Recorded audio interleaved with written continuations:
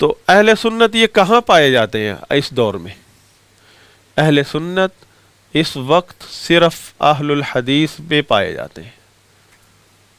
اہل الحدیث کی دعوت وہ اہل سنت کی دعوت ہے.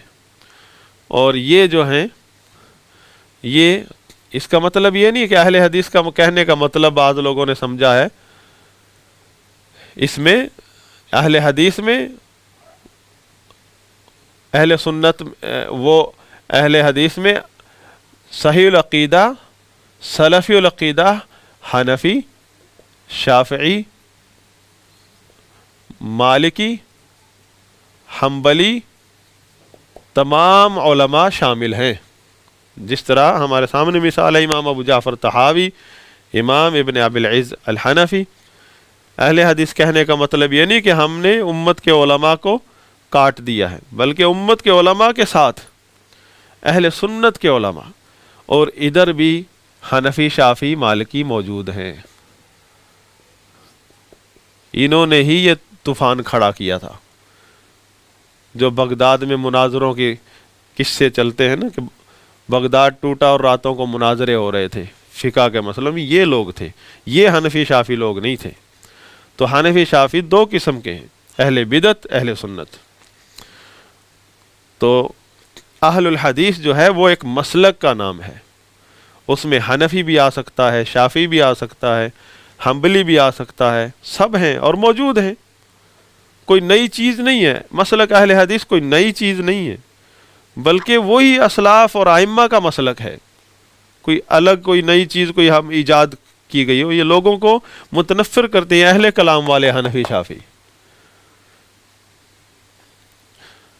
تو شاہ ولی اللہ رحمہ اللہ نے اہل الحدیث کے مسلک پر چلتے ہوئے اور اہل حدیث کے مسلک کو پسند کرتے ہوئے اس کی ترویج کے لیے پہلی کوشش یہ کی کہ قرآن کریم کا فارسی میں ترجمہ کر دیا.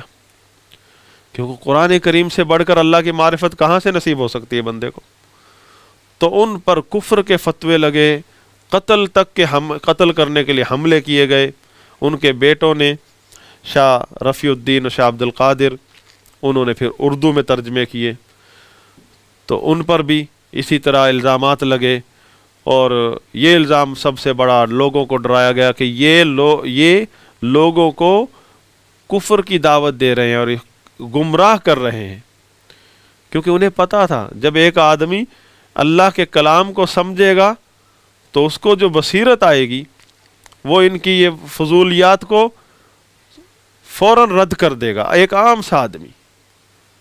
کیونکہ اللہ کے کلام قرآن پاک میں جو نور ہے وہ ایسی بصیرت دیتا ہے ایک عام سے آدمی کو کہ اہل بدعت، اہل کلام کے بڑے سے بڑے پہاڑ جن کو وہ سمجھتے ہیں ریزہ ریزہ ہو جاتے ہیں اس کے سامنے، اس کی ایمان کے سامنے، اس کی بصیرت کے سامنے. تو اہل سنہ یہ ایک الگ مسلک ہے جو ہمیں سمجھنے کی ضرورت ہے. ہمیں بھی، ہم اہل حدیثوں کو بھی، اور ہمارے ہاں جو عوام الناس جو مسلک اہل سنت کو چاہتے ہیں، پسند کرتے ہیں صحیح عقیدے کو، لیکن ان کو متنفر کیا جاتا ہے اہل حدیث سے کہ یہ کوئی نئی چیز ہے، ان کو سمجھانے کی ضرورت ہے. سب سے پہلے ہمیں سمجھنے کی ضرورت ہے تاکہ ہم مسلک اہل حدیث کا جو تعارف ہے وہ ایک خوفناک طریقے سے نہ کروائیں. اور مخالف تو اہل بدعت تو وہ چاہتے ہی ہیں کہ لوگ اہل حدیث، مسلک اہل حدیث سے متنفر ہوں، لیکن المیہ یہ ہے کہ ہمارے اندر کچھ ایسے لوگ پائے جاتے ہیں جنہوں نے مناظرے کے راہ کو اپنا مسلک بنایا ہے، اور وہ مسلک اہل حدیث کا تعارف ایسے طریقے سے کرواتے ہیں کہ جس سے اہل بدعت کو متنفر کرنے کا اور موقع ملتا ہے، کہ جو ائمہ نے، جو سلف نے تعارف نہیں کروایا. تو یہ پہلی بات تھی. ایک جملے کی وضاحت میں نے کی ہے امام ابن ابی العز الحنفی رحمہ اللہ کی. آپ اگر یہ میرے کلاس جو ہے اس کے ساتھ اگر آپ ابن ابی العز الحنفی رحمہ اللہ کی کتاب کو ساتھ رکھیں گے، اس کو پڑھیں گے تو انشاءاللہ آپ کو فائدہ ہوگا. تو انہوں نے یہ بات کی تھی، اول واجب علی المکلف الشہادتان، یہ ثابت کیا کہ ہر مکلف جو بالغ ہو جائے مسلمان، سب پر یہ فرض ہے کہ وہ اللہ کی معرفت کے لیے کہ وہ اس چیز کی گواہی دے کہ نہیں ہے کوئی معبود برحق سوائے اللہ کے، اور یہ کہ محمد صلی اللہ علیہ وسلم اللہ کے رسول ہیں۔ اب جب اس کی گواہی دے گا تو وہاں کچھ لوازمات ہیں کہ لا الہ الا اللہ کا مطلب پتہ ہونا چاہیے کہ اس میں نفی اس بات کس چیز کی نفی ہے، کس چیز کا اس بات ہے، اس کی کیا شرائط ہیں۔ اہل علم نے استقراء کے ساتھ، استقراء مطلب اس کے بعد کوئی بندہ اپنی نئی تحقیق نہیں لا سکتا ہے، جیسے استقراء سے ثابت کیا کہ عربی زبان میں الفاظ 3 قسم سے زیادہ نہیں ہے، یا تو اسم ہوتا ہے، یا حرف ہوتا ہے، یا فعل ہوتا ہے۔ اسی طرح استقراء سے سلف نے ثابت کیا کہ توحید جو قرآن اور حدیث میں ذکر ہوئی ہے وہ 3 قسم سے اوپر نہیں ہے، جتنی بھی آیات، جتنی بھی مسائل ہیں توحید کے، وہ سب ان 3 اقسام کے اندر شامل ہیں، اور یہ 3 اقسام توحید کی 2 کے اندر ضم ہو جاتی ہیں: التوحید العلمی الخبری، التوحید الارادی الطلبی، یا توحید فی المعرفۃ والاثبات، والتوحید فی الطلب والقصد۔ تو یہ میں آپ کو لکھ کر سمجھاؤں گا۔ تو شیخ نے رد فرمایا، یہاں فرماتے ہیں بل السلف بل ائمۃ السلف كلهم متفقون على ان اول ما يؤمر به العبد الشہادتان۔ ائمہ سلف، اس امت کے ائمہ علماء اس بات پر متفق ہیں کہ سب سے پہلی چیز جس کا بندے کو حکم دیا جائے گا مسلمان ہوتے وقت وہ ہے شہادتین، لا الہ الا اللہ محمد رسول اللہ۔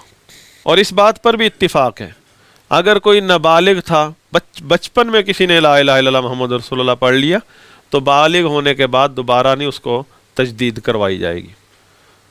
اگر بچپن سے ہی کوئی اسلام میں داخل ہو گیا یا اسلام میں ہی پیدا ہوا ہے تو اس بات پر بھی اتفاق ہے کہ بالغ ہونے کے بعد ان کو کلمے کی تجدید نہیں کروائی جائے گی، بلکہ وہی ان کا، ہاں بالغ ہونے کے بعد فرماتے ہیں بل یؤمر بالطہارہ والصلاۃ اذا بلغ او میز عند من یری ذلک۔ کیا فرما رہے ہیں؟ یہ جملے آپ جب کلاس سنتے ہو کتاب سامنے رکھنا۔ بلکہ جب بالغ ہو جائے گا بچہ تو اسے وضو، طہارت اور غسل کا حکم دیا جائے گا، اور نماز کا، اذا بلغ، جب وہ بالغ ہو جائے، او میز عند من یری ذلک، یا بالغ ہونے سے پہلے ہی جب بچہ ممیز ہو جاتا ہے، اسے تمیز، پاکی ناپاکی کی تمیز آ جاتی ہے، بعض اہل علم کے نزدیک اس وقت اس پر نماز فرض ہو جاتی ہے۔ بعض اہل علم اس کے قائل ہیں، تو انہوں نے دونوں کا ذکر کر دیا۔ امام ابن ابی العز الحنفی رحمہ اللہ نے، آپ جو بھی تحقیق ہو آپ کی، لیکن اس کو دوبارہ لا الہ الا اللہ محمد رسول اللہ کی تجدید نہیں کروائی جائے گی اگر وہ بالغ ہونے سے پہلے سے کہہ رہا ہے۔ ہاں بالغ ہونے کے وقت یا تمیز کے وقت اسے طہارت اور نماز کا حکم دیا جائے گا۔ تو کسی ایک نے بھی سلف میں سے اس بات کا فتویٰ نہیں دیا کہ سرپرست جو ہے اپنے بچوں کو جب بالغ ہو جائیں تو ان کو کلمہ پڑھائیں۔ یہ اس بات کیوں کہی؟ کیونکہ شروع میں جو بات چلی تھی نا، اول ما یجب علی المکلف، مکلف کی بات چل رہی تھی کہ مکلف پر سب سے پہلی چیز واجب ہوتی ہے لا الہ الا اللہ محمد رسول اللہ، اور مکلف تو بالغ ہونے کے بعد ہوتا ہے نا۔ تو یہ بات کہی ہے انہوں نے ان فلسفیوں کے مقابلے میں کہ یہ مکلف پر واجب کرتے کہ جب کوئی بالغ ہو جائے تو سب سے پہلی چیز اس پر فرض ہے کہ وہ بس یہ غور و فکر اور جنگلوں میں نکل کھڑا ہو۔ جی، تو شیخ امام ابن ابی العز الحنفی رحمہ اللہ فرماتے ہیں وَهُنَا، یہاں مسائل تکلم فیہا الفقہاء، اس موضوع کے ضمن میں ایک مسئلہ ذکر کر دیا انہوں نے کہ یہاں فقہاء کچھ چند مسائل ہیں جن میں فقہاء نے کلام فرمایا ہے، کلام کیا ہے، یعنی اختلاف ہوا، ان کا اختلاف رائے ہوا۔ فرماتے ہیں فمن صلی ولم یتکلم بشہادتین، یہ اس مسئلے کی وضاحت کے لیے، ایک آدمی ہے نمازی بن گیا، غیر مسلم تھا، اچانک نمازی بن گیا، لیکن اس نے لا الہ الا اللہ محمد رسول اللہ کا اعلان نہیں کیا، اقرار نہیں کیا زبان سے، نمازی تو بن گیا۔ فرماتے ہیں او اتا بغیر ذلک من خصائص الاسلام، یا نماز کے علاوہ کوئی اور اسلام کی خصوصیات میں سے، شعائر میں سے، جیسے حج، عمرہ، روزے رکھنے لگ گیا، قربانی کرنے لگ گیا، ہاں، لیکن کسی کو نہیں پتا کہ اس نے لا الہ الا اللہ محمد رسول اللہ کا پڑھا ہے، اقرار نہیں کرتا ہے، اس کا منہ سے اقرار نہیں کرتا ہے۔ تو اب یہاں مسئلہ ہے کہ کیا وہ اس حالت میں مر گیا بغیر اقرار کے لا الہ الا اللہ محمد رسول اللہ کے، کیا اس کو ہم مسلمان مانیں گے یا نہیں، یا زندگی میں بھی اس کو مسلمان سمجھیں یا نہیں؟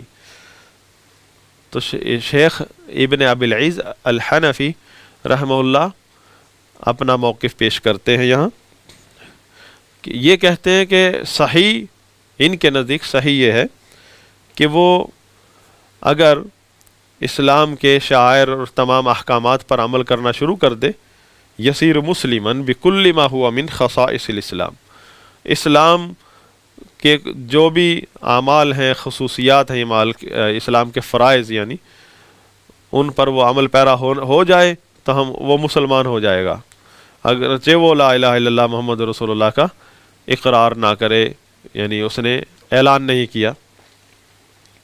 تو یہ ان کا موقف ہے، لیکن بعض علماء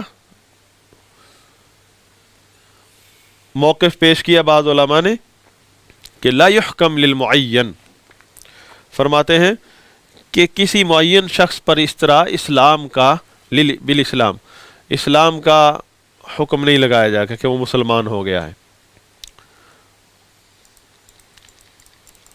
وہ کیسے؟ فرماتے ہیں کیونکہ شرط ہے تلفظ کی، لا الہ الا اللہ محمد رسول اللہ کی ادائیگی شرط ہے۔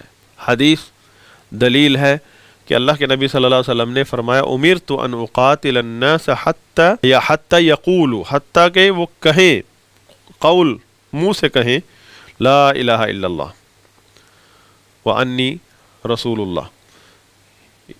تو اس حدیث کی بنا پر کہتے ہیں کہ تلفظ شرط ہے، زبان کا اقرار شرط ہے۔ تو اللہ کے نبی صلی اللہ علیہ وسلم نے تلفظ کو فرض قرار دیا ہے۔ تو فرماتے وَكَذَلِكَ فَإِنَّ أَرْكَانَ الْإِسْلَامِ، ارکان اسلام جو ہے نماز، روزہ، حج، زکوٰۃ، وہ بعد میں آتے ہیں، سب سے پہلے لا الہ الا اللہ محمد رسول اللہ ہے۔ جس طرح جب فتح مکہ کے لیے چلے تھے تو ایک آدمی مدینے کا، وہ کہنے لگا میں بھی جاتا ہوں، ابھی اسلام میں داخل نہیں ہوا تھا، تو آپ صلی اللہ علیہ وسلم نے پوچھا آپ نے شہادت پڑھ لی ہے، لا الہ الا اللہ محمد رسول اللہ کا اقرار کر لیا؟ اس نے کہا نہیں۔ تو آپ نے فرمایا پہلے اقرار کرو پھر چلو۔ اب وہ کتنا بڑا کام کر رہا تھا، جہاد۔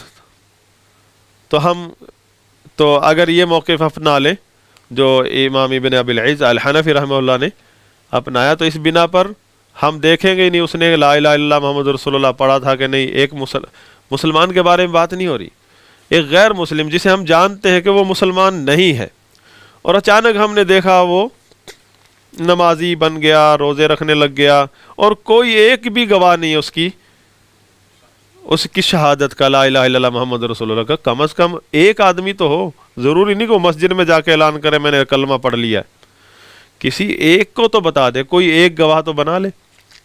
نہیں ہے تو ہم اس کے نماز روزے کو دیکھ کر اگر مسلمان سمجھیں تو وہ تو نبی صلی اللہ علیہ وسلم کے ساتھ جہاد کرتا ہوا اگر مارا جاتا تو ہم اسے صحابی سمجھتے، لیکن نبی صلی اللہ علیہ وسلم نے شرط لگا دی، پہلے لا الہ الا اللہ پڑھو پھر جاؤ۔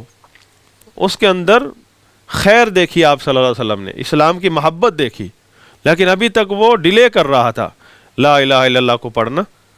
تو آپ صلی اللہ علیہ وسلم نے اس کو، کیونکہ وہ نیکی کرنا چاہتا تھا، تو آپ صلی اللہ علیہ وسلم نے اس کو نیکی کا طریقہ بتایا کہ پہلے لا الہ الا اللہ پڑھو وہ نیک بننا چاہتا تھا، جہاد کرنا چاہتا تھا، اللہ کے نبی کی نصرت کرنا چاہتا تھا، اپنی قوم کی نصرت کرنا چاہتا تھا، تو آپ صلی اللہ علیہ وسلم نے اسے وہ بات بتائی جس کے لیے جو ضروری تھی، ورنہ اس کے سارے عمل ضائع ہو جاتے، جس کے بغیر کوئی عمل قبول نہیں ہے۔ لہٰذا آپ صلی اللہ علیہ وسلم نے اس کو رہنمائی فرمائی کہ پہلے لا الہ الا اللہ محمد رسول اللہ پڑھو، پھر کار خیر میں شرکت کرو، پھر نمازی بنو، پھر روزے دار بنو، پھر زکاتیں دو اور قربانیاں کرو ہمارے ساتھ۔ ایسے کرتے ہیں کئی لوگ ہندوستان میں کہ جی اپنے دوستوں کے ساتھ ہندو ہوتے ہیں، نماز پڑھنا شروع کر دیتے، تراویحیں پڑھتے ہیں، ماہ رمضان کے روزے رکھنا شروع کر دیتے ہیں، تو کیا مسلمان سمجھا جائے گا؟